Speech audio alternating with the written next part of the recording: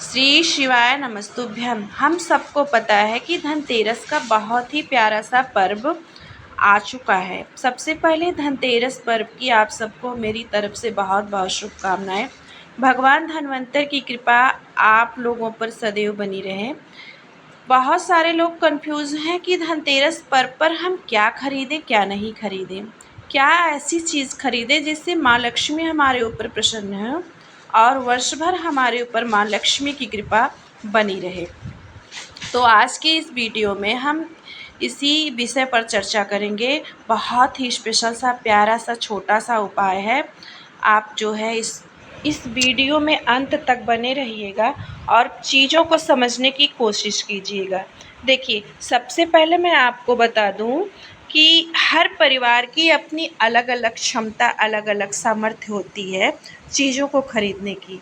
जैसे जिसके पास बहुत ज़्यादा पैसा है, कोई सोना खरीदता है, कोई चांदी खरीदता है, कोई बर्तन खरीदता है। जिसके पास ज़्यादा पैसा है वो सोना खरीदता है, उससे कम रहता है तो वो चांदी खरीदता है। उससे चांदी की जैसे गणेश भगवान की मूर्ति हो गई या सिक्का हो गया, ये खरीदता है। उससे भी कम होता है तो बर्तन खरीदता है। बर्तन तो फ़िलहाल सबको खरीदना ही खरीदना है। अब यहाँ पे समझिएगा कि माँ लक्ष्मी कहाँ पर नाराज़ होती हैं। देखो, जैसे कुछ लोग धनतेरस पर बर्तन खरीदते हैं। अब कुछ लोग क्या, धनतेरस पर बर्तन तो सभी लोग खरीदते हैं और सबको खरीदना भी चाहिए। अब इसके पीछे हमारी बहुत पुरानी परंपरा है और उस परंपरा के पीछे कारण क्या है कि जैसे धनतेरस पर बर्तन इसीलिए खरीदा जाता है कि हमारी जो बर्तनों की आवश्यकता है या आवश्यक वस्तुओं की आवश्यकता है, धनतेरस पर उन वस्तुओं को खरीदें और उन आवश्यकताओं को पूरी करें। लेकिन कुछ लोग क्या करते हैं कि जैसे हमारे घर में गिलास की आवश्यकता है या चम्मच की आवश्यकता है तो बड़े बड़े कुकर खरीद लाए, बड़े बड़े कढ़ाई खरीद लाए। तो उससे क्या होता है कि उस चीज़ का यूज़ तो आपके घर में है नहीं, आप खरीद करके ले आए। अब साल भर वो बर्तन उसी तरह से पड़ा रहेगा, आपने उसको यूज़ में तो लिया नहीं। तो आप कितना भी धनतेरस का पूजन कर लें, दिवाली का पूजन कर लें, कितने भी विधि विधान से कर लें, माँ लक्ष्मी इस चीज़ से कभी नहीं खुश होंगी। आप हस्बैंड को परेशान कर रही हैं, हस्बैंड वाइफ को परेशान कर रहा है, बच्चों को परेशान कर रहे हैं, नहीं हमको लेना है तो यही चीज़ लेना है, उस वस्तु की हमारे घर में आवश्यकता हो या ना हो, हमको लेना है तो वही वस्तु लेना है। इससे माँ लक्ष्मी कभी नहीं खुश रहेंगी। आपके घर के ऊपर उनके कभी कृपा दृष्टि उनकी नहीं बनेगी। आपको क्या करना है, सबसे पहले धनतेरस के दिन आपको जाकर अपने घर में देखना है कि हमें हमारे घर में किस बर्तन का अभाव है।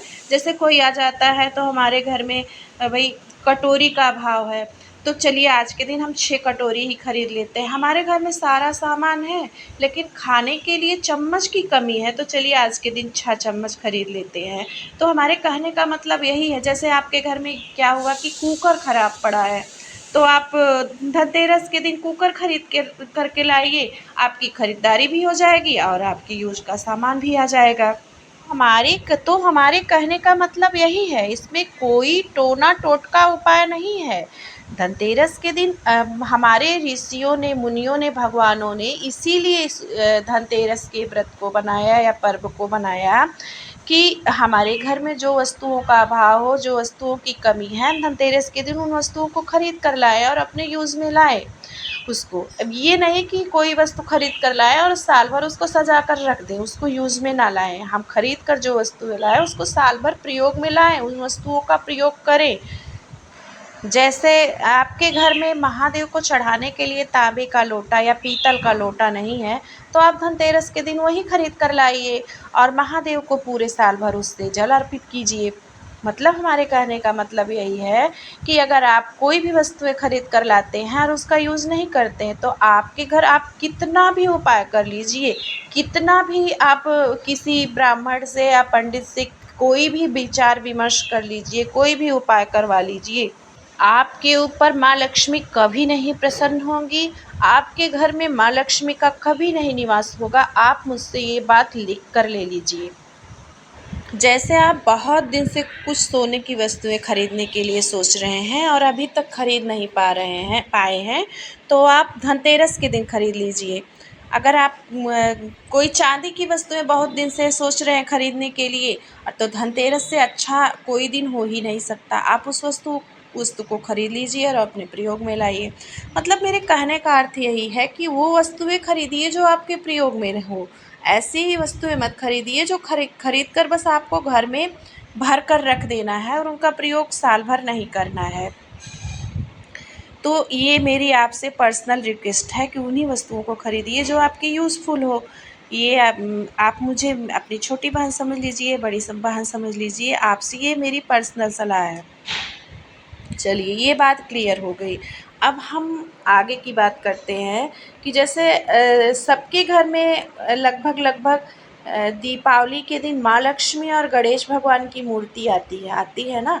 तो आप जब माँ लक्ष्मी की और गणेश भगवान की मूर्ति खरीदेंगे तो वहाँ पर ये चीज़ देखिएगा कि वो मूर्ति खोखली ना हो। खोखली का मतलब जैसे आप उसको उठाकर देखिएगा, अंदर की तरफ होल होता है, उसमें कुछ भरा नहीं रहता।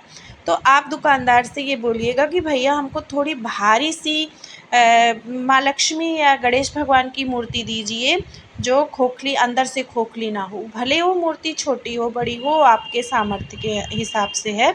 यहाँ पे एक चीज़ और आप ध्यान दीजिएगा कि माँ लक्ष्मी के साथ भगवान गणेश की प्रतिमा या मूर्ति आप ज़रूर खरीदिएगा, क्योंकि गणेश भगवान के साथ माँ लक्ष्मी की पूजा होती है, तभी आपके घर में रिद्धि सिद्धि या अन्य देवी देवता निवास करते हैं। जहाँ पर गणेश भगवान का पूजन नहीं होता, गणेश भगवान का आदर नहीं होता, वहाँ पर कोई भी देवी देवता आपके घर में निवास नहीं करेंगे। ये चीज़ आप ध्यान रखिएगा। ये बातें क्लियर हो गई। तो अब यहाँ पर हम पूजा के मुहूर्त को बहुत सारे लोग लेकर कन्फ्यूज़न में हैं कि पूजा का मुहूर्त कब है। धनतेरस के दिन देखिए, धनतेरस के दिन पूजा का कोई मुहूर्त नहीं होता, कोई समय नहीं होता। अगर आपने गुरुजी की 5 दिवसीय कथा को सुना होगा, तो आपको गुरुजी ने एक बार नहीं हज़ारों बार इस बात को बताया है कि धनतेरस के दिन पूजा का सबसे अच्छा मुहूर्त होता है सूर्यास्त के आधे घंटे या 45 मिनट बाद। जो प्रदोष काल का समय होता है, वो पूजा के लिए सबसे अच्छा या शुभ समय माना जाता है। देखिए, धनतेरस के ही दिन नहीं, आप अगर नियमित अपने घर में दीपक प्रज्वलित करते हैं, तो प्रदोष काल में दीपक प्रज्वलित करने का सबसे अच्छा समय होता है। यदि आप प्रदोष काल में दीपक प्रज्वलित करते हैं, तो आपके घर में सुख समृद्धि वैभव बनी रहेगी। आपके घर में माँ लक्ष्मी का स्थिर रूप से निवास रहेगा और माँ लक्ष्मी की कृपा आप लोगों के ऊपर सदैव बनी रहेगी। तो धनतेरस के दिन इन छोटी छोटी बातों का ध्यान रखिएगा। आपका दिन शुभ हो। जय माँ लक्ष्मी।